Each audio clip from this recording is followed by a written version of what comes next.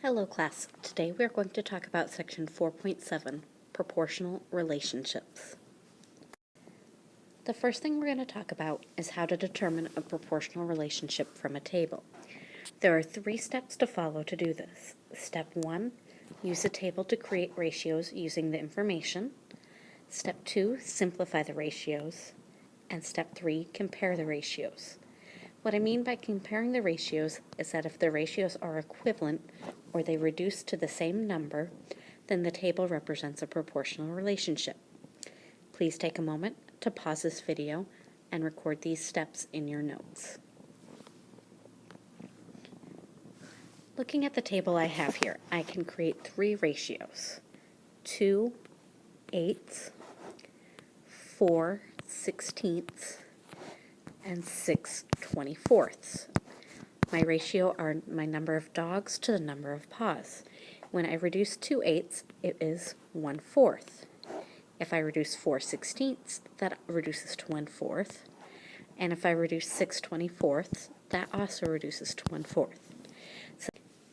Since all 3 of these ratios reduce to 1/4, that means that this table does indeed represent a proportional relationship. Please take a moment to pause this video and record the example in your notes. I would again like you to take a moment to pause this video and try to determine on your own if these following 2 tables represent a proportional relationship. After you have tried to determine this on your own, please resume the video to check your work.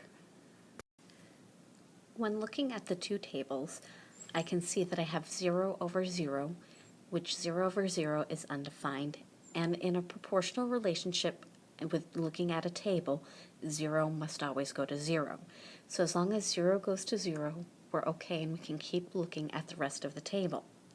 Then I have 1/9, 2 18ths, which reduces to 1/9, 3 27ths, which also reduces to 1/9, and 4 26ths, which also reduces to 1/9.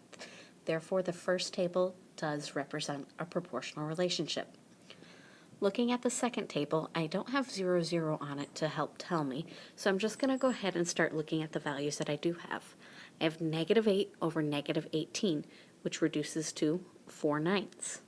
Then I have -4 over -13, which reduces to 4 over 13. I can stop right here at this point because I know 4 over 13 is not equal to 4/9, which means that this table does not represent a proportional relationship. Please take a moment to pause this video and write down that 0 must always go to 0 in a proportional relationship, and correct your work if need be. Now I'd like to talk about using a graph to determine a proportional relationship. There are 2 key components that must always be true when looking at a graph to determine a proportional relationship. The line must be a straight line, and the line must go through the origin or the point 0, 0. Looking at the graph that I have off to the side, I can see that it does go through the point 0, 0, and I can also see that it's a straight line. Since it meets those 2 conditions, that means that this graph does represent a proportional relationship. Please take a moment to pause this video, write down the 2 required conditions, and the example of the graph in your notes. I would again like you to take a moment to pause this video and examine the following 2 graphs to determine if they represent a proportional relationship. After you've determined if they do or do not represent a proportional relationship, please resume the video. Examining my first graph, I can see that it does go through the point 0, 0, or the origin, and it is also a straight line. Therefore, I can conclude that the graph represents a proportional relationship. Looking at my second graph, though, I can tell that it is a straight line, but since it does not go through the point 0, 0, it is not a representation of a proportional relationship. Remember, a graph must always go through the point 0, 0, the origin, to be a proportional relationship. Now let's try determining a unit rate from a graph. The unit rate is the value r in the point 1r. So we want to find 1 on our x-axis and go straight up to where it hits the line. At that point, we want to go straight over on our y-axis. Here, I can see that it's the point 1 2/3. If it's not easy to tell what it is, you can always look at other points on the graph.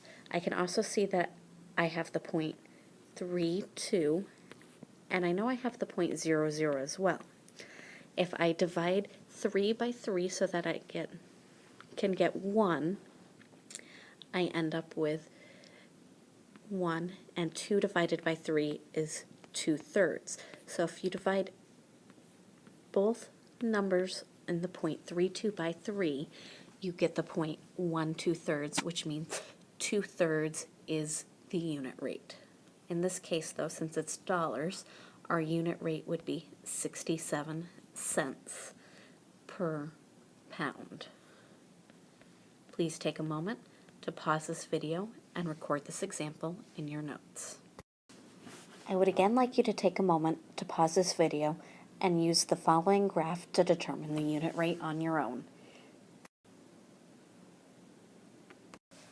Looking at 1 on my x-axis and drawing a line straight up to that point and then straight over to my y-axis, I can see that I have the point 175. Therefore, my unit rate is 75 miles per hour. The last thing we're going to talk about in these notes is the constant of proportionality. The value of the ratio of quantities in a proportional relationship is called the constant of proportionality. The constant of proportionality is equivalent to the unit rate. So let's try finding a constant of proportionality together. Looking at my first table, dogs and paws, I can see that there are 8 paws for 2 dogs. But I want to know how many paws there are for 1 dog, so I reduce my ratio so that my bottom number is 1. When I do that, I get 4 paws per dog, which means my constant of proportionality is 4. Please take a moment to pause this video and find the constant of proportionality on the next 2 tables on your own. Looking at my tables, it doesn't matter which pair of values I choose to use since they both represent a proportional relationship. I can find my constant of proportionality using any 2 values. In the first table, I chose 16 and 4. 16 over 4 reduces to 4 over 1, or simply 4. Therefore, 4 is the constant of proportionality. In my third and final table, I chose the point 432, so I did 32 over 4, which reduces to 8 over 1. Therefore, the constant of proportionality is 8. Before you finish taking your notes, please write down at least one question you have for me about section 4.7 and come prepared to class to ask your question.